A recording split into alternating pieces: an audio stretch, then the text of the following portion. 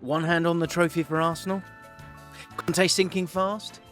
And James, don't write off Newcastle just yet, James said, as he spoke about himself at the start of a video in the third person. Dear people. All that and more on this episode of The Fallout. By the way, guys, if you missed the first episode of The Fallout, it's such a crazy weekend of football that we've done Saturday, or most of Saturday's games, and we're doing Sunday's games in this one. So if your team played on Saturday and you're in that episode, then go check out that episode if you want to watch it, okay? Right, let's go. Spurs 0, Arsenal 2. Of course, I did a match reaction, and actually I streamed the game on Twitch and put the highlights on as well. Really milking those Arsenal views. Thanks, guys. Really appreciate it. The XG 1.6, 1.85, interestingly. Tighter than it kind of felt, didn't it, watching certainly that first half, but I guess second half was different. And will Spurs ever reach Arsenal's level with Conte in charge? That's the question I've got for Tottenham fans. I want to know how you guys feel about that, because Arsenal gave Spurs a lesson in the North London derby, and this will be the last bit of content on this game, so don't worry. Hang in there, guys. This is it. Or maybe if you're a Spurs fan, you want to skip this bit, but it was a huge defeat, and it showed how you should approach football matches. The positivity and proactivity of the approach of Arsenal from the onset had this game won by half-time, but they were helped by Spurs, who allowed it to happen. Spurs clearly haven't learnt their lesson from the match at the Emirates earlier on in the season, and tactically, Arsenal nailed this. Most times we see Martinelli as the most advanced winger in the team, and the outball for them with Zinchenko also moving into advanced areas to play make, but Arteta flipped it. He flipped it against Spurs, and he gave Saka license to get him behind as much as possible, with Ben White backing him up. That was so evident in that first half, and Spurs didn't look prepared for this possibility at all. And not only did it allow Saka in behind several times, it also meant that Sessegnon wasn't able to get forward as much as he wanted to. He had a couple of moments, but they were really sort of lung-bursting bursts, if that makes sense. And both Sessegnon and Longley on that left-hand side were booked for Spurs, and that was because they simply couldn't deal with Saka. Saka was fouled 3 times in this game, and that was because Spurs didn't know what else to do. Nketiah, let's talk about him, because I think some people will be disappointed with his ability to finish his chances, but he is developing, He's been known as a poacher so far in his career, but the way that he drifted into different lateral positions during the 90 minutes displayed how much he's developed his game into becoming that Gabriel Jesus stand-in. He's never going to be exactly the same, and he's not going to be exuberant because he's an out-and-out striker. He's quite happy, actually, to play with his back to goal. But it can be seen from his heat map just how much he put himself onto Spurs, and I feel like we always point out the same things when it comes to Spurs, and that is it's the momentum bars, isn't it? We always show you these because I've seen it. We've seen it so many times, and despite having good spells in the second half of the match, overcoming a 2-0 lead to Arsenal, who've only conceded 14 goals all season, it's going to be an impossible task, and they just left themselves too much, and it came from that attitude. And the problem with Spurs in this match in particular was I wasn't sure where the goal was going to come from. Kane showed some positive sparks, but again, they left it so late. Again, it's too late. It's so reactive. It's so frustrating to discuss because it's the same every single time. And Spurs now have a 5-point gap between them and the top 4. And with how they're playing, it's going to be a huge slog for them to get out of this mess. The one bit of hope I think Spurs fans can have is that they kind of played like this last year and got themselves into the top 4. So maybe they'll be able to get a bit of confidence up as players start to come back fully match fit, and they're able to pick off some of those lesser sides. But the way they play in the first half, you can't see that happening. Chelsea 1, Palace 0, 1.64 XG to 0.57. It was just what Chelsea needed, just what the Dr. Bowley ordered. First things first, this was actually a really good match for a 1-0. Both goalkeepers pulling off some absolute wonder saves. Cracking ones. Great for the highlight reel. And there was some fantastic strikes from distance, which again, I don't think we see anymore, which is lovely. But despite the XG being in Chelsea's favour, Palace, they actually played it pretty well and played some excellent football at times, slicing Chelsea open in central areas, which is still a concern, I think, for Potter, despite getting the victory and winning 1-0. I think the thing with Palace that concerns me is the fixtures moving forward, but they do have enough going forward. I think Palace fans are a bit concerned that they're going to get dragged into something. I think they'll be okay. I think it's one of those where there's enough exuberance and attacking flair there to get themselves kind of to a place of comfort. But the run they're on at the moment is pretty disappointing. I understand that. And whilst we're talking about XG and we're talking about how this was one of those ones where the XG wasn't high, but it was still a decent game, and Chelsea's XG and chance creation being a big talking point at the minute, I don't think that they're out of the woods when it comes to this, because out of Chelsea's 1.64 XG, 0.86 of it came from set pieces. That means that only 0.76 came from open play, which has been the big problem for Chelsea, and it's clearly visible when you watch the game that Chelsea are still struggling here. The Chelsea average positions are also worth mentioning. With Mount starting on the left, he would often move inside, and at times it left Lewis Hall with a lot of work to do offensively down that left-hand side. And despite all that's being said about the Mudryk deal, when you watch this game, you can kind of understand that maybe, possibly, they do need a player like him to give the team a certain amount of balance. Time will tell with that, of course, and he is an exciting talent, but the deal itself is crazy. You know, an 8.5-year contract and a 100 million transfer fee, I think all in, okay, and they might not get to that, but still it's a decent amount of money. It's the most expensive Premier League January signing of all time, and there's a lot of pressure on the lad, and I think that's going to be a tough one for him as well, but hopefully he comes in and does well. Shakhtar Donetsk, I've heard, are going to give a huge chunk of it actually to the war effort as well, which is something to be delighted about, but also kind of highlights how ridiculous the amount of money that they got, but also why they were sort of, you know, being hard-nosed when it came to negotiations. A positive for Chelsea, though, I thought was Benoit Badiashile. I know a lot of people call him Badiashile. I like to call him Badiashile, but we're going to go with Badiashile. I'll try and get myself into that mode. He's a former FM stalwart for me, although he did have a sending off in him. I'm talking about stuff that a lot of you don't know because this was before the channel was big. But for those of you who do know what I'm talking about, I love you. Okay, and I appreciate you. Anyway, Badiashile, he made his debut against Palace, and he looked really, really composed on the ball, and due to being left-footed, he opened up a lot of passing angles when playing the ball out from the back. He had 96% pass success rate, which is great, and when in possession, he looked to pass the ball forwards, which is perfect for any footballer, but but especially Chelsea, they need to be working through the thirds nice and quickly, and they've kind of missed that since Rudiger's not been in the side. And one more thing that I have to talk about in this mad week for Chelsea is that after the game, Todd Boehly was in a Chelsea fans space on Twitter, listening to what the fans had to say. Is this something to... It's funny, isn't it? You can't win, you know, listen to the fans, but then when he kind of does it, you're kind of like, ugh, what's that about? He's taking hands-on ownership to a whole new level. Arsenal fans, talk to me about this, because I don't know how I would feel, so I'm intrigued to know how you feel. It does feel a little bit alien, but is it something to be applauded, the fact that he wants to hear what the fans have got to say? Or do you want him to put the blinkers on? Or can he just not win when you're Todd Boehly in this situation and you're spending the money that they are? Let me know in the comments down below.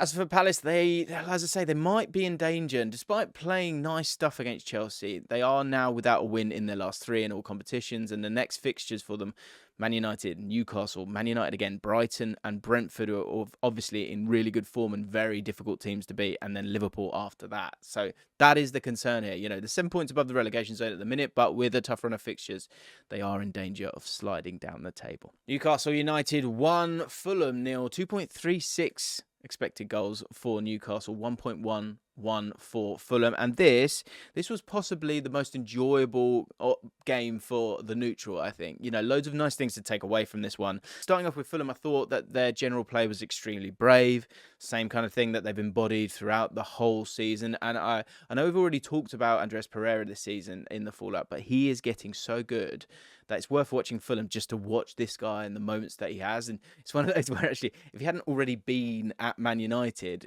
I think he'd be starting to get linked with them because he would be actually quite a good fit for them in terms of a backup maybe for Bruno Fernandes and Eriksen. It's interesting that, you know, sometimes you've got to go...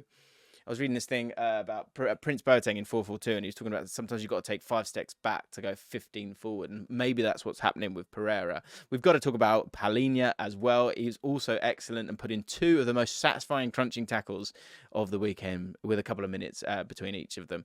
And Palhinha, what a signing. We did say at the start of the season we thought he was going to be an amazing one. We were surprised that Fulham had got him.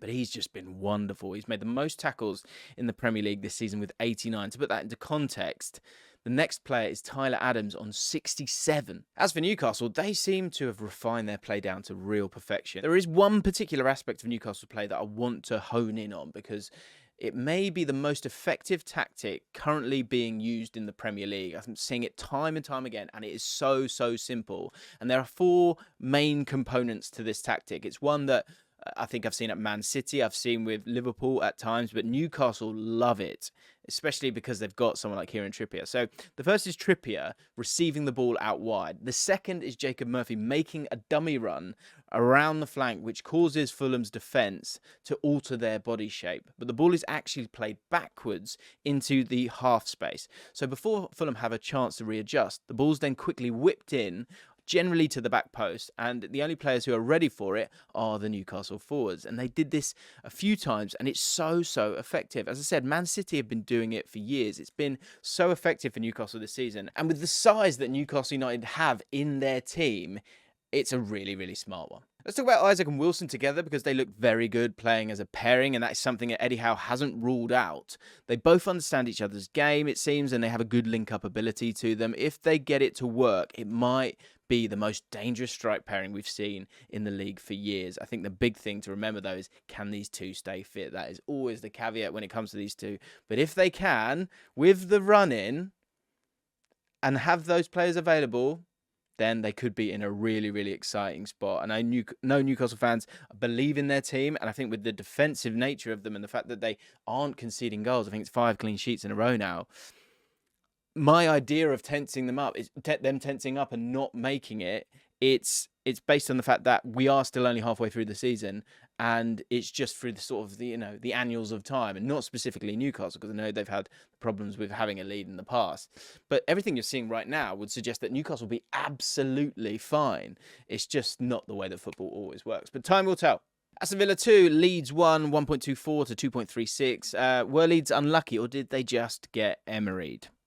This was a really good game of football where two teams with completely different approaches clashed on the pitch. And on one side you had Aston Villa, who sort of sat deep but looked to spring on the counter, whilst Leeds were going all out from the off, and that shows in their XG. Let's begin with Aston Villa and focusing on one player in particular, Boubacar Kamara. Those who watch this match will know what I'm on about when I say that Boubacar Kamara is a Rolls Royce of a player. Rolls Royce. Terrible, wasn't it? It's bad, isn't it? They're getting worse. Let's move forward. Look, he was the metronome in possession for Aston Villa. He was always available to receive the ball, but he also showed his composure and ability in setting up Villa's first goal. We've been waiting for this, haven't we? When it comes to Aston Villa fans, I know you have, wanted him to be there and to run the show. And Kamara is one of those midfielders who can do it all. If he continues to produce performances like this, he's going to begin to draw in the eyes of a few clubs. And I mean, that's par for the course when things are going well if you're Aston Villa. So Aston Villa need to enjoy him and keep him happy, because he's a special player. And on to Leeds, I don't think they were unlucky, to be honest, because despite creating a very solid amount of chances and playing well, I think they only have themselves to blame for the chances missed, and it was more of a matter of them wasting those chances rather than being unlucky. With Jorginho Rutter now officially signed, though, there may be a bit of light at the end of the tunnel, because if they create those chances consistently, I think he could get himself, 7 goals before the end of the season, which would obviously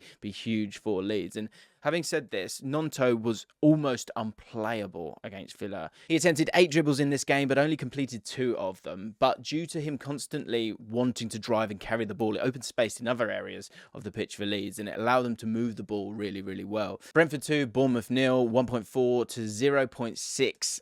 0 for Bournemouth. Pretty terrible stuff. And lapses in concentration and a lack of quality cost Bournemouth. This game is highlighted by the difference in quality in these two teams, which is, I think, something that's probably really disappointing for Bournemouth when you think of the money that is available to spend with these guys and what Brentford have. It shows just how well they are run once again. And despite Brentford not having invested a lot of money in new players since being promoted, most of their players were actually ready for the step up anyway. On the flip side, you've got Bournemouth, who arguably don't have enough Premier League quality players, and with the only exception being Marcus Tavernier, who is currently out injured. Apart from the lack of quality, it was mistakes that cost Bournemouth, although I will say that, game state, as I say, always does matter for me, and that Tony penalty was not a penalty. Marcus Senesi was fouled prior to that, but when they get a penalty, it's a guaranteed goal. But there was that mistake, of course, from Jack Stacey for the second goal. The problem here is at the other end. Bournemouth didn't create a single big chance, which makes you think that they seriously need to invest in the squad to ensure any chance of safety. And with new owners, I'm surprised that they haven't been more proactive in the window so far, because at the minute, this is a side that is heading in a downward trajectory. I think most people would suggest that they think that, yeah, okay, they've had their little moment where they've been in mid-table, but now they really are struggling. They are currently 1 point from safety, but have now lost 4 games on the bounce, and they look really, really short of ideas. Brentford are currently on an excellent run of form, however, with 3 wins on the bounce, and they're currently in 8th position and only 4 points behind 5th place Tottenham. That's correct. They look like the complete package right now with how they're setting up the midfield three. For me, was the highlight for them in this game. You got Norgard sitting, whilst Jensen and De Silva acted as those attacking eights, and they just completely overran Bournemouth in central areas. And it meant that a lot of 50-50s were going in Brentford's favour. The second goal was a really good example of how important the attacking roles of De Silva and Jensen are, with De Silva peeling wide and then slicing it across for Jensen, who had made that late run into the box. Really positive stuff from them. The tactics of Brentford, they seem to be spot on at the minute, regardless of who they're playing, and not always dominating football matches, which is something that they've honed over the last 18 months. So there you have it, guys, the fallout. I hope you've enjoyed yourself. If you have enjoyed the effort put into these videos, then do consider subscribing to the channel. Hit the like button on your way out. Let me know your thoughts in the comments down below, and I'll see you in the next one.